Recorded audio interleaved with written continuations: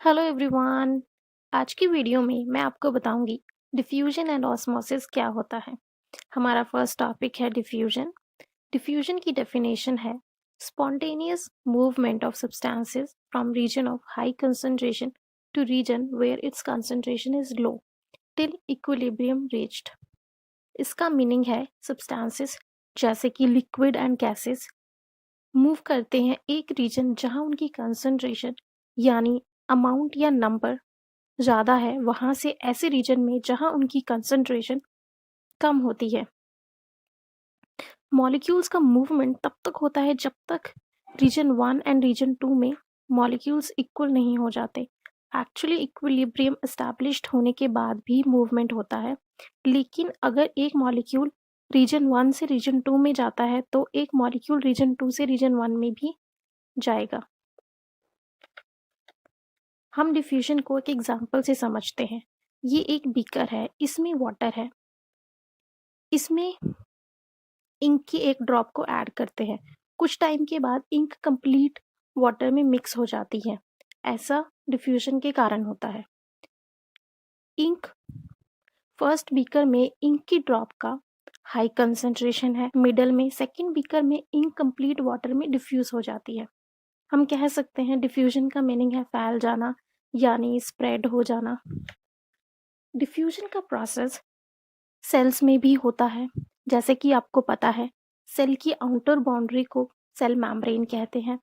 Cell membrane selectively permeable होती है, यानी कुछ मटेरियल को सेल के इनसाइड एंड कुछ ही मटेरियल को सेल के आउटसाइड मूव करने देती है। For example carbon dioxide and oxygen diffusion के प्रोसेस से ही सेल के इनसाइड एंड आउटसाइड मूव करते हैं। जब कार्बन डाइऑक्साइड का कंसंट्रेशन सेल के अंदर बहुत बढ़ जाता है तब कार्बन डाइऑक्साइड सेल के बाहर मूव करती है। ये मूवमेंट तब तक होता है जब तक कंसंट्रेशन सेल के इनसाइड एंड आउटसाइड इक्वल नहीं हो जाता। सिमिलरली ऑक्सीजन के केस में जब ऑक्सीजन का कंसंट्रेशन सेल के अंदर बहुत कम हो जाता है तब ऑक्सीजन मॉलिक्यूल्स सेल के अंदर मूव करते हैं। हमारा सेकेंड टॉपिक है ऑस्मोसिस। ऑस्मोसिस की डेफिनेशन है osmosis is the movement of water from high concentration through semi-permeable membrane to region of low water concentration till equilibrium reached. Simple words में हम कह सकते हैं osmosis is the diffusion of water across semi-permeable membrane.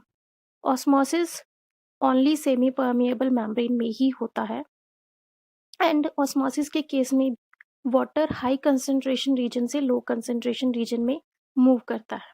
Water की movement osmosis में across semi permeable membrane depend करती है amount of substance पे जो वाटर में डिसॉल्व होता है, जिसे सॉल्यूट कहते हैं। जो भी सब्सटेंस वाटर में डिसॉल्व होता है उसे सॉल्यूट कहते हैं। हम इसे एक एग्जांपल से समझते हैं। सेमी परमेएबल मेम्ब्रेन्स में पोर्स होते हैं या होल्स होते हैं। टाइनी मॉलिक्यूल्स जैसे कि वाटर मॉलिक्यूल्स होल्स में से इजीली पास हो जाते हैं, लेकिन बिगर मॉलिक्यूल्स जैसे कि शुगर इन होल्स में से पास नहीं हो पाते। आप देख सकते हैं ये एक बीकर है, इसमें वाटर है एंड बीकर को टू रीजन्स में सेपरेट किया bye semi permeable membrane and sugar को एक साइड ऐड कर दिया। अब क्या होगा, वाटर रीजन 1 से रीजन 2 की साइड मूव करेगा या वाटर रीजन 2 से रीजन 1 की साइड मूव करेगा? एक्चुअली वाटर रीजन 1 से रीजन 2 की साइड मूव करेगा सो दैट वाटर का कंसंट्रेशन इक्वल हो जाए। ऑस्मोसिस के केस में वाटर लो सॉल्यूट कंसंट्रेशन से हाई सॉल्यूट कंसंट्रेशन की साइड मूव करता है। क्या होगा अगर हम एक सेल को एक शुगर सॉल्यूशन में रखते हैं? हमारे पास 3 केसेस हैं, hypotonic, hypertonic and isotonic. Hypotonic के केस में हाइपो का मीनिंग होता है लेस। हाइपोटोनिक सॉल्यूशन में सराउंडिंग मीडियम में वाटर का कंसंट्रेशन ज़्यादा होता है एंड सॉल्यूट का कंसंट्रेशन कम होता है सेल से, इसलिए वाटर सेल के इनसाइड मूव करता है एंड सेल स्वेल हो जाता है। सेकेंड केस में आइसोटोनिक के केस में आइसो का मीनिंग होता है सेम। आइसोटोनिक सॉल्यूशन में सराउंडिंग मीडियम एंड सेल का वाटर कंसंट्रेशन सेम होता है। इस कंडीशन में वाटर का नेट मूवमेंट 0 होता है एंड सेल का साइज सेम ही रहता है। थर्ड केस हाइपरटोनिक के केस में हाइपर का मीनिंग होता है मोर। हाइपरटोनिक सॉल्यूशन में सराउंडिंग मीडियम में वाटर कम होता है एंड सॉल्यूट का कंसंट्रेशन ज़्यादा होता है।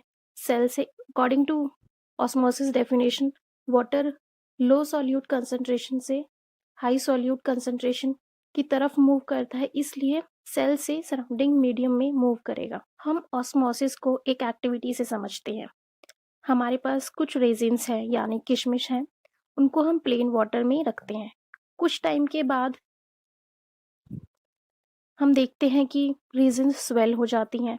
ऐसा इसलिए होता है क्योंकि रेजिन्स की इनसाइड वाटर कंसंट्रेशन कम है एंड सराउंडिंग मीडियम में वाटर कंसंट्रेशन ज़्यादा है, इसलिए वाटर सराउंडिंग मीडियम से रेजिन्स में मूव करता है एंड रेजिन्स स्वेल हो जाती हैं।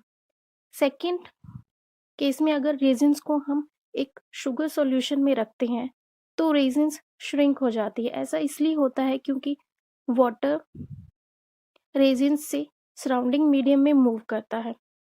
According to osmosis definition water low solute concentration से हाई सोल्यूट कंसंट्रेशन की साइड मूव करता है। सराउंडिंग मीडियम में हाई सोल्यूट कंसंट्रेशन है एंड रेजिन्स में लो सोल्यूट कंसंट्रेशन है, इसलिए वाटर रेजिन्स से सराउंडिंग मीडियम में मूव करता है एंड रेजिन्स श्रिंक हो जाते हैं। Thanks for watching.